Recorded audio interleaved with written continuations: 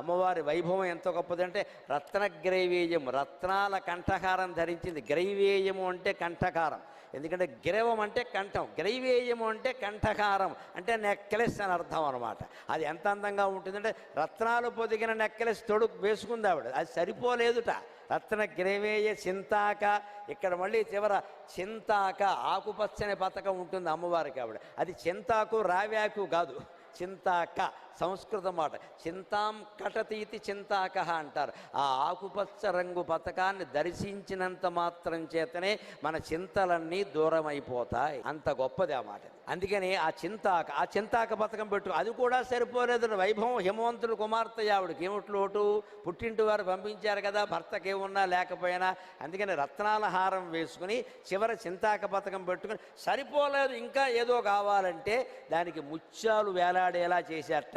లోల ముక్తాఫలాన్విత